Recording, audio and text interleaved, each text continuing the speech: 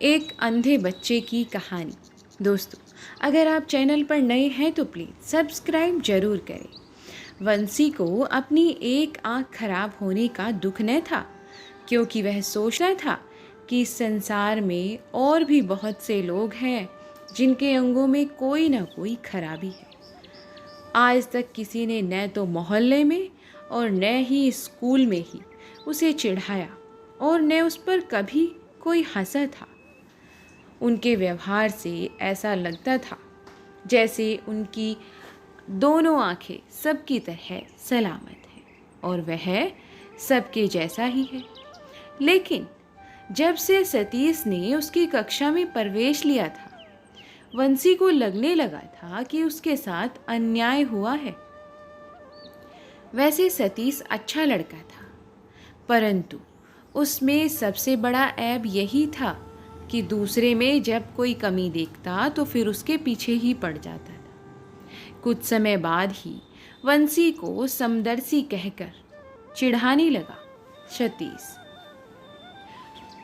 इससे वंशी बहुत परेशान हो गया। धीरे धीरे सभी ने इसी नाम से पुकारने लगे वंशी को। इस कारण वंशी क्रोध व दुख से भर जाता। एक दिन तंग आकर उसने कक्षा अध्यापक से शिकायत कर दी। कक्षा अध्यापक ने सतीश को नसीहत दी और कठोर दंड देने की चेतावनी भी दी। इसके बाद तो सतीश उसे और ज़्यादा परेशान करने लगा। एक दिन वह घर आकर खूब रोया। पूरी बात सुनकर माँ ने समझाया, ईश्वर ने ही बनाया है तुझे, वही तेरे लिए कुछ करेगा भी। 2 दिन बाद ही खेलते समय सतीश की एक आंख पर गेंद की करारी चोट लग गई। चोट बहुत गहरी थी। सतीश को अस्पताल ले जाया गया और फिर कई दिनों तक सतीश स्कूल नहीं आया, क्योंकि उसकी आंख पर चोट जो लगी थी। एक दिन वंशी सतीश से मिलने गया, परंतु सतीश ने उससे मिलने से मना कर दिया। आंख में थोड़ी राहत हुई तो वह स्कूल चला आया। उसकी घायल आंख पर अब साधारण सी पट्टी बंधी हुई थी, क्योंकि आंख पूरी तरह ठीक नहीं हुई थी। कक्षा के बाहर बरामदे में खड़ा वह अपने साथियों को अपनी आप बीती सुना रहा था। वंशी चुपके से उसके पास जाकर उधर खड़ा हो गया जिधर आंख पर पट्टी बंधी थी। फिर आहिस्ते से कान के पास मुंह ले जाकर बोला, क्यों भाई, नजर तो आ रहा हूं ना मैं हूं तुम्हारा दोस्त वंशी। तुम्हारे शब्दों में समदर्शी। सतीश गुस्से से लाल हो गया और बोला, समदर्शी जो है वही रहेगा। 2-4 रोज में पट्टी खुल जाएगी मेरी, फिर देखना कि समदर्शी कौन है। दूसरे ही दिन वह स्कूल आया तो उसकी आंख पर पट्टी नहीं थी। उसकी आंख बुरी तरह से लाल थी। असहनीय दर्द होता था। उसकी माँ ने समझाया भी था, लेकिन वह नहीं माना और पट्टी फेंक कर स्कूल चला गया। सतीश के साथियों ने उसको कहा, गजब किया तुमने सतीश, इतनी जल्दी आंख पर से पट्टी उतार दी।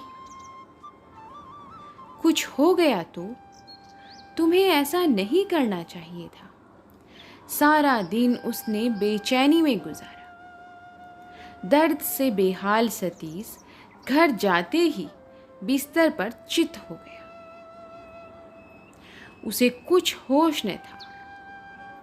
कब मम्मी पापा आए, कब डॉक्टर को बुलाया, कब आंख पर वापस पट्टी बंधी, उसे कुछ भी नहीं पता चला। डॉक्टर अंकल उसके पिताजी के गहरे दोस्त थे। इसलिए शायद पिताजी को डांट रहे थे। ख्याल रखना था तुम्हें, अब भुगतो। दुआ करो कि ऑपरेशन कामयाब हुआ। आँख की झिल्ली से खून रिस रहा है, जो बड़ा खतरनाक साबित हो सकता है। सुनकर सतीश डर गया। उफ, अब मैं क्या करूं? क्या मैं भी समदर्शी बन जाऊंगा?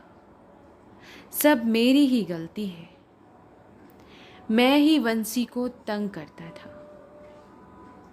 उसने तो हमेशा सहनशीलता से काम लिया।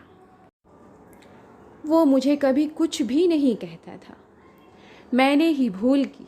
काश मैं ही 2-4 दिन के लिए उसकी तरह सहन कर पाता, आँख से पट्टी न खोलता। अब न जाने क्या होगा, ऑपरेशन में क्या होगा। कहीं मेरी आँख चली गई तो? वह इन्हीं विचारों में था कि नींद ने उसे घेर लिया। सुबह जब उसे अस्पताल ले जाने की तैयारी होने लगी तो वह मुंह से कुछ नहीं बोला।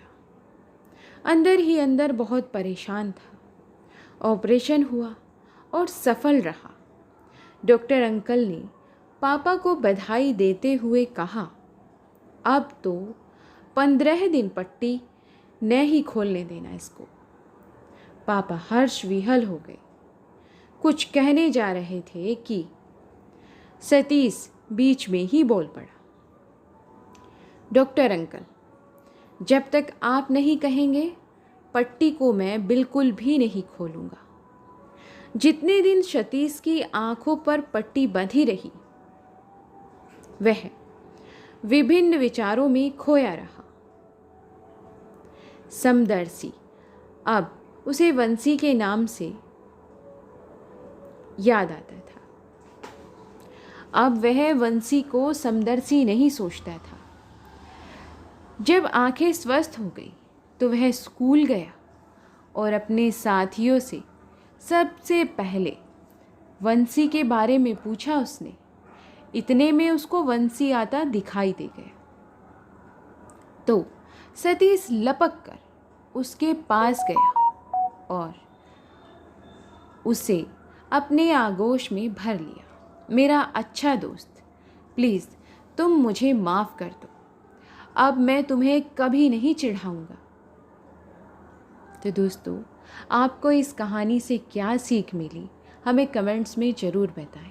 और हाँ, प्लीज़ चैनल को सब्सक्राइब ज़रूर करें।